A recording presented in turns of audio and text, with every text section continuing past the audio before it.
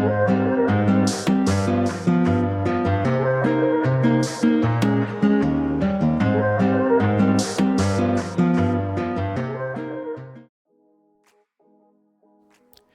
my name is Alexander. I'm a technical specialist at Zen-Tek Coatings.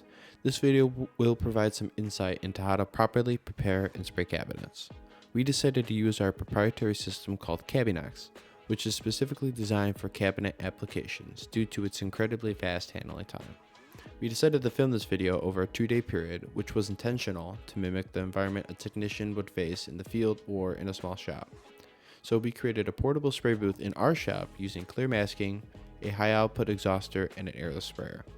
Overall, the results we experienced were quite good, with minimal dust imperfection on the surface, and the finished results will be shown at the end of the video. I will also mention and link products we are using in the description below. Now, let's begin.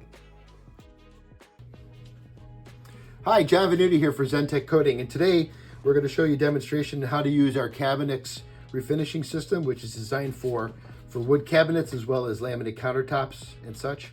And it's a very unique product that allows you to repurpose kitchen cabinets or bathroom vanity cabinets economically, and provides superior adhesion as well as superior performance in terms of being chemical and solvent resistant in a bathroom. So here we have two examples. This is a maple cabinet, and as you can see, this one's actually in pretty good shape, whereas on this one here, we've got extensive water damage here. Not a very good condition here. So this is going to require a little bit more surface preparation than this. But the unique thing about our CABINEXT system is when you prime this with the Primex system, it takes very little effort to get the refinishing process completed. This preparation phase of this maple cabinet. And so it's real simple. We don't want to use anything aggressive on the existing finish. So no lacquer thinner, no mineral spirits, no acetone. We're going to use something very simple like denatured or isopropyl alcohol. And that's all you need to do for the surface cleaning, because we don't want to reactivate the material that's on the surface and get it sticky and gummy. And the alcohol does a great job of removing everything without destroying the existing finish that's on the surface.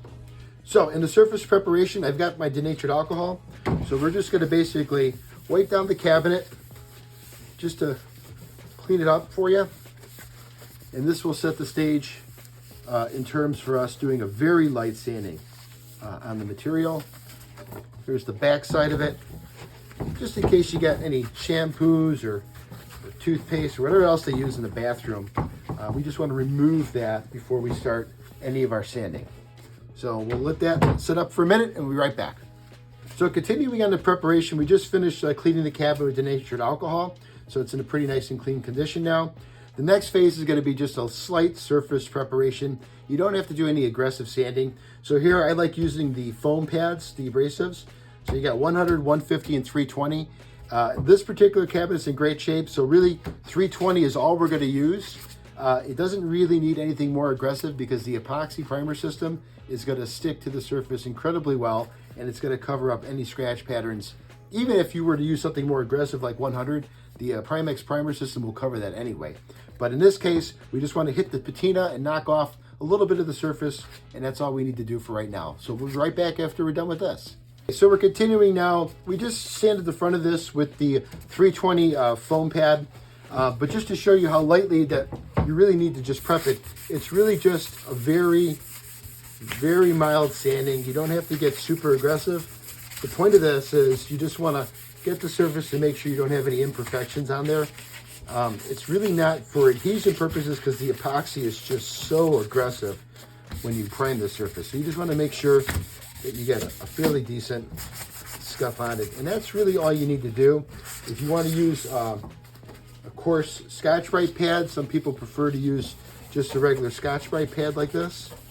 You can do this too. It's a little bit more aggressive. If you got some more aggressive areas, like some adhesive marks like right here, that's about it. If you don't want to use Scotch-Brite, there's also some other alternatives. You can use finishing pads, which are other sponge pads from different manufacturers. The point is, you don't have to get super aggressive. It's just a quick just to scuff the surface. You're not trying to remove the existing finish that's on there. So I'm going to clean this up with some denatured alcohol and be right back and show you the results. Okay, now we're going to the alcohol phase. We're going to give this a nice wiped down again after we did our initial sanding. And you can see, it turned out pretty nice here. And we're gonna flip this over. Again, denatured or isopropyl alcohol is all that's really required. But you can see how nice this is. Now, sometimes your corners are gonna be a little squeaky if they're old, so if they are, we can caulk that so that we don't have any crack marks or any separation. But that's pretty much it. It's just a very simple prep phase. And that's all that's required to get this cabinet ready to go into the next phase where we got to do the priming. So this is another maple cabinet from the same batch. This one obviously has a lot more water damage where the film is coming off. So after we gave this a little bit of a cleaning before, some more of the finish came off. So it's going to require a more aggressive sanding. I just want to get some of this cleaned up a little bit before we get into the sanding. But we're going to try using the foam pads on this to get it surface prepped. I'm probably going to go down to about 150 grit. That should be sufficient enough. You can see that this is taking some of the film off. And as soon as I get done with prepping this, I'll be right back to show you what that final product looks like. Okay, so here we are with 150 grit. We're going to give this a quick sanding down to get rid of some of that bad film that's on there. And you got to be a little aggressive where you have the existing finish coming off. And if that's not aggressive enough, then you want to go back to something a little bit more aggressive like 100. You won't need to do this everywhere though, only in extreme areas where you really want to get back down and get that patina cleaned up and get any loose or flaky material off. So we're going to continue sanding this, and I'll be right back to show you the results when we're done. Okay, so we're back now. The surface preparation is done. We sanded this one with just a 320, very light sanding, and cleaned it off with alcohol, so it's in great shape to go. This one was a little bit more aggressive, a lot of water damage. In the crevices, I used a razor blade to clean this up. I also used an angled foam pad, a little bit more aggressive on 100 grit here. And then this goes up and down the grooves to get that nice and cleaned out. And so that's nice, good shape now. It feels all smooth. If you can feel any imperfections, it's probably going to show. So you just want to make sure that at least it feels smooth to the touch. And then the primer will take care of the rest. And we'll be right back after the caulking phase. Okay, now we're done with the caulking phase. So I basically caulked the seams here with the Sherwin-Williams Quick Dry 1050 QR caulk, which is a very economical, fast-setting caulk. You can start top coating over this if you want to in 15 minutes. It's not a problem at all. Now for some spraying advice. We always recommend that you spray a primer prior to top coating, and what makes CABINEXT different than other products is the high adhesion properties. We have concluded that the top coat is just as high adhesion as the primer and can be used in certain cases without priming the surface. But what you need to take into consideration is other factors like wood grain, rough surfaces, imperfections, etc. Again, the intention of using a primer is to cover up possible issues that may show through the final coat.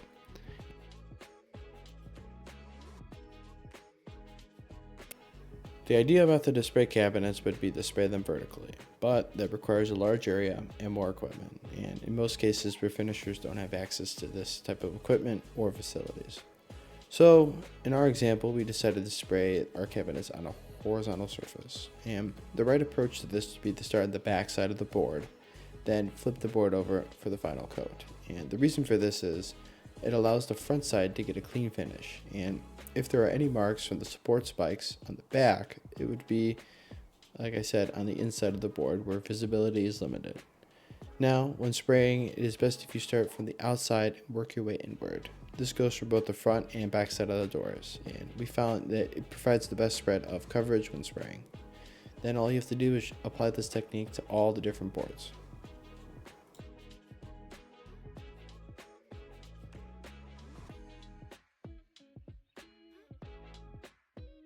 When spraying inside the tent, we found that having an exhauster on half speed was pulling the majority of the overspray and dust in the air outside of the booth. And having an exhauster really helps limit the number of imperfections, and we would highly recommend that you use this in everyday operations.